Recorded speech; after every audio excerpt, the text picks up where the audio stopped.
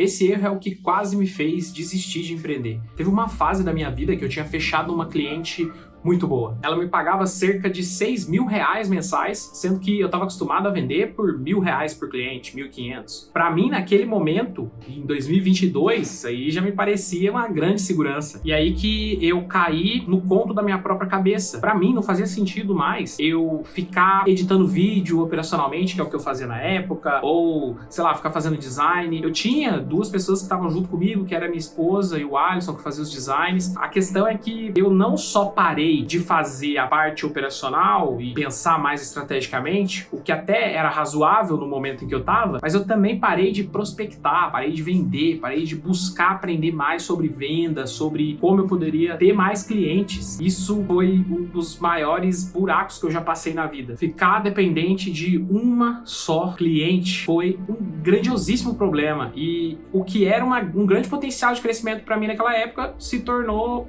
o perigo e o risco de eu parar de empreender e largar tudo. Porque eu tinha feito até 10 mil, 11 mil reais no mês, vendendo o contrato ali de 1.000, 1.500, no máximo 2.000 reais. Aí, de repente, eu consigo fazer uma venda prospectando, tá? E esse é o pior, foi um processo muito validado. Eu realmente não foi uma coisa por acaso, sabe? Não foi só uma indicação que eu recebi, não. Foi um processo mesmo de ir atrás, de selecionar, de fazer reunião de venda, fazer uma proposta, vender para uma só cliente de 6 mil reais. E eu podia fazer uma dezena no mínimo dessa cliente, e eu ia ter escalado a minha empresa absurdamente. E assim, eu não vejo algo errado quando você pensa em plantar sua semente numa terra fértil. Conversando com meu sócio até esses dias, né, sobre essa ideia de você realmente buscar uma terra boa para plantar uma semente para gerar muitos frutos. O problema é que nem todo mundo está disposto a dividir esses frutos depois. E a real é que se você depende de achar uma terra boa, sendo um cliente e não um processo ou pessoas da tua empresa, parceiros de negócio realmente, isso é muito arriscado. E foi o que aconteceu comigo. Querendo ou não ali, a relação começou a desgastar, a cliente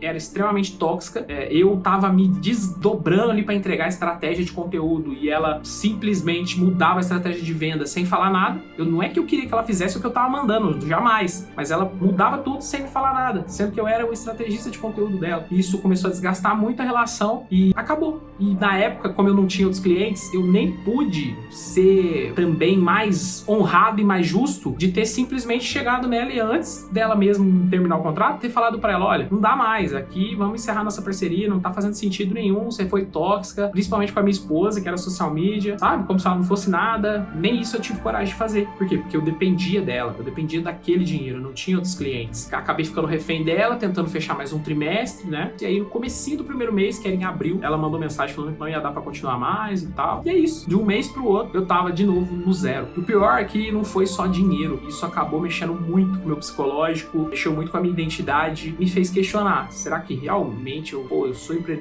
de fato? Será que eu realmente quero empreender? Quero ter um negócio? Pô, vale a pena? Nossa, pra mim foi muito difícil. Quando acontece isso, você começa a pensar que não vale a pena negociar com pessoa nenhuma mais, sabe? E claro que isso não é um pensamento saudável. Só que o mais importante, mesmo eu passando por uma crise muito forte depois disso, foi eu conseguir parar, olhar pra trás, realmente tirar aprendizados importantes disso. Eu aprendi que não foi azar, eu aprendi que sim, uma parte foi culpa dela, sim, por ser tóxica e tudo mais, mas a verdade é que o ponto irresponsável que gerou o problema maior que eu tive foi ter parado de vender, não ter focado em fazer mais vendas no meu negócio, só porque eu tive uma venda mais confortável ou porque eu coloquei uma ilusão na frente de que eu precisava ser mais estratégico e atrair pessoas, e tudo bem, eu precisava mesmo, mas essa é a realidade do empreendedor. Você tem que vender, ser estratégico, produzir conteúdo, atrair pessoas, atrair clientes, atrair borboletas pro seu jardim, mas continuar também caçando as borboletas